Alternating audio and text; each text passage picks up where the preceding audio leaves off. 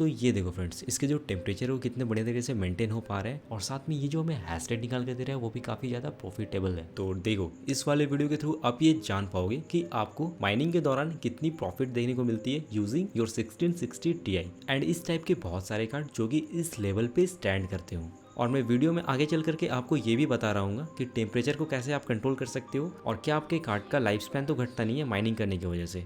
और इसके अलावा मैं आपको MSI आफ्टर बर्नर की कुछ सेटिंग्स बता रहा हूँ, कॉन्फ़िगरेशन सेटिंग्स, जिसके जरिए आप अपने इस टाइप के कार्ड्स को 1660 Ti या 1660 सुपर को ट्विक कर सकते हो, यानी कि उसकी थोड़े बहुत परफॉर्मेंस को बढ़ा सकते हो ओवरक्लॉक करते हुए और साथ में अंडर वोल्ट करते हुए, ताकि आपके जो बिजली के जो खर्चे हैं वो थोड़े से कम आए। इन सारी चीज़ों के बारे में बात हो रही होंगी, ठीक है। तो वीडियो कहीं से स्किप करने की ज़रूरत नहीं है, आप लगातार देखते जाओ तो आपको पूरी बातें बढ़िया तरीके से समझ में आने वाली है। अब आप में से बहुत सारे लोगों का ये सवाल रहता है कि क्या हमारा सिस्टम ख़राब तो नहीं हो जाएगा बहुत दिनों तक माइनिंग करने से, और इसमें से हमें क्या प्रॉफिट देखने को मिलता है, और इस तरह के बहुत सारे क्वेश्चंस जो कि मैं इस वाले वीडियो में कवर किया हूँ और मैं आपको गारंटी देता हूँ कि आप भी माइनिंग कर सकते हो, बहुत ईजी है। और इस वाले वीडियो में मैं आपको अपने माइनिंग रिग दिखा रहा हूँ, जिसमें कि मैंने एक छोटे से माइनिंग रिग बनाया हुआ है, डिसेंट सा प्रॉफिट हो जाता है, तो आप भी ये कर सकते हो, बहुत ईजी है।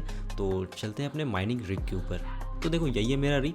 इस छोटे से रिग में मैं जो GPU यूज़ कर रहा हूँ वो है 1660 Ti MSI की तरफ से आने वाला है। और इस वाले GPU का मैंने एक डेडिकेटेड वीडियो बना रखा है जिसमें कि मैं इसकी सारी कुछ चीज़ों के बारे में आपको बता चुका हूँ, तो आप जाकर के वो वीडियो भी चेकआउट कर सकते हो। और बात करें हम इसकी रैम की, तो यहाँ पे 16 GB का रैम यहाँ पे लगाया हुआ है, ठीक है। आप यहाँ पे चाहो तो 4 GB 8 GB जो भी आपके पास पड़ा हुआ है वो आप यहाँ पे यूज़ कर सकते हो। रैम डजेंट मैटर, जो मैटर करता है आपका वो है आपका GPU। तो इस वाले रिग में जो मैंने प्रोसेसर को यूज़ करा है ना वो है 3600X, वही मेरे पास पड़ा हुआ था। उसके अलावा कोई प्रोसेसर था नहीं क्योंकि मैं लगा पाता, तो उसी को मैं यहाँ पे यूज़ कर रहा हूँ, बट उससे माइनिंग नहीं कर रहा हूँ, वो बस ऐसे ही पड़ा हुआ है सिस्टम को चलाने के लिए। आप चाहो तो कोई भी छोटे से प्रोसेसर को यहाँ पे आप यूज़ कर सकते हो। इंटेल की तरफ जाओ तो इंटेल का कोई भी i3 वगैरह यूज़ कर सकते हो, या डुअल कोर में भी चला सकते हो। बस जो आपका मैटर करता है वो है GPU, आपका CPU doesn't matter in mining, ठीक है। और AMD की तरफ से देखा जाए तो आप एथेलोन वगैरह भी यूज़ कर सकते हो, या फिर आपके पास 2200G है तो आप उसे भी यूज़ कर सकते हो। बहुतों के पास 2200G होगा, बहुत सारे लोगों ने 2200G बाई कर रखा था एक टाइम पे, तो आप उसे भी यूज़ कर सकते हो। अब बात करते हैं इसके पावर कंजम्पशन की और कितने हैश रेट ये निकाल कर देता है। तो ये देखो फ्रेंड्स, इसके जो टेम्परेचर है वो कितने बढ़िया तरीके से मेंटेन हो पा रहे हैं, और इसमें जो आपको हैश रेट देखने को मिल रहा है वो 27-28 करीबन देखने को मिल रहा है, सिर्फ इसलिए क्योंकि मैंने अभी यहाँ पे स्क्रीन रिकॉर्डिंग चलाई हुई है। जैसे ही मैं स्क्रीन रिकॉर्डिंग हटाता हूँ तो देखो टेम्परेचर में कुछ डिफरेंस दिखाई पड़ रहा है, 30 हो गया ना। हाँ, तो बस मेरे को 1660 Ti से इससे ज़्यादा की उम्मीद नहीं है। 30 हैश रेट दे रहा है तो काफ़ी है, सॉरी 30 मेगा हैश रेट। इसकी बात करते हैं हम लोग पावर कंजम्पशन की, तो पावर कंजम्पशन ज़्यादा नहीं लेता है। पावर कंजम्पशन को भी मैंने कुछ लिमिट दे रखा है, तो जनरली ये 73 to 74 वाट लेता है और मैक्स टू मैक्स ये 75 वाट लेता है। तो इससे हमारा जो बिजली का बिल है वो थोड़ा बहुत बच जाता है। अब हम लोग आते हैं अपने MSI आफ्टर बर्नर की तरफ। वहाँ पे मैं आपको दिखाने वाला हूँ मैंने क्या क्या सेटिंग्स कर रखा है जिसके थ्रू मेरे को ये 30 मेगा हैश रेट दिखाई पड़ रहा है। इसमें मैंने मेमोरी क्लॉक को थोड़ा सा बढ़ा दिया है, 7480 देख पा रहे हो, मतलब 1730 इसमें प्लस कर दिया है, और कोर क्लॉक को थोड़ा सा माइनस कर दिया है। और पावर लिमिट को मैंने इसलिए कम रखा है ना, क्योंकि जो ये पावर लेगा वो थोड़ी सी कम लेगा। पावर अगर आपसे कम ले रहा है तो ऑब्वियस सी बात है आपकी बिजली की बिल कम आएगी, और बिजली की बिल को बचाने के लिए मैंने पावर लिमिट को यहाँ पे 58% पे सेट कर दिया है, और टेम्परेचर लिमिट को यहाँ पे 83 डिग्री पे सेट कर दिया है, ठीक है। और फ़ैन स्पीड को 70 इसलिए किया हुआ है ना, ताकि फ़ैन स्पीड, देखो पहली बात तो मेरा टेम्परेचर 49 डिग्री पे या 50 डिग्री पे स्टेबल है, इससे ऊपर तो जा नहीं रहे, तो फ़ैन को क्यों बेकार में स्पीड में घुमाऊँ। फ़ैन को अगर स्पीड में घुमाऊँगा तो मेरे शोर भी होंगे और बोल सकता हूँ बिजली भी खाएगा।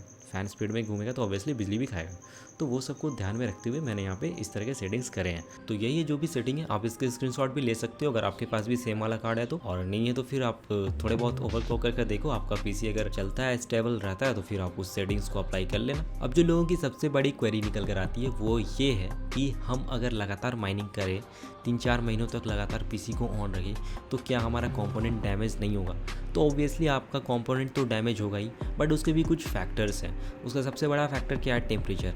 अगर आप अपने टेम्परेचर को मेंटेन नहीं कर पा रहे हो, आप कुछ ऐसे ओवरक्लॉक सेटिंग्स कर रखे हो जिससे कि आपका टेम्परेचर मेंटेन नहीं हो पा रहा है और आपके रूम का एम्बिएंट टेम्परेचर भी सही नहीं है, तो फिर डेफिनेटली आपका कंपोनेंट्स तो ख़राब होगा ही होगा। उसमें आपको करना क्या है ना, देखो सबसे पहले तो आप कार्ड जो यूज़ कर रहे हो उसकी थर्मल को पहले चेंज कर दो। जो थर्मल जो लग करके आते हैं ना कंपनी के साइड से, वो एकदम फालतू थर्मल होता है भाई।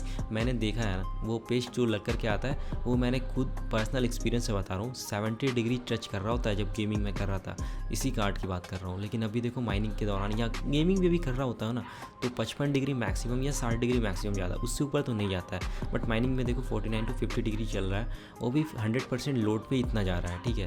तो थर्मल को चेंज कर दिया मैंने, कोई अच्छे से थर्मल पेस्ट का इस्तेमाल करो और थर्मल को चेंज कर दो। उसके बाद देखना आपके अगर टेम्परेचर सही आ रहा है तो फिर आपका कंपोनेंट डैमेज होने का कोई बात ही नहीं है। आप आराम से इसे यूज़ करो, और जहाँ आपके थर्मल मतलब आप जहाँ आपके टेम्परेचर इधर उधर होते हैं तो फिर आप इसकी उपाय करना स्टार्ट कर दो, तो आपके जो भी कंपोनेंट्स हैं वो डैमेज नहीं होंगे, ठीक है। और दूसरा फैक्टर ये भी रहता है कि आपके एरिया में करंट कैसा रहता है, मतलब बिजली बार बार आती जाती तो नहीं है, मतलब आपका पीसी डायरेक्ट बंद हो जाता है, डायरेक्ट स्टार्ट हो जाता है, बहुत ज़्यादा बार ऐसे होता है, तो फिर मे भी कुछ कंपोनेंट्स डैमेज कर जाएँ। बट अगर आपके वहाँ पे इन्वर्टर या यूपीएस का सपोर्ट है तो फिर आप उसे डेफिनेटली यूज़ करो, उससे आपका कोई भी कंपोनेंट डैमेज नहीं होंगे।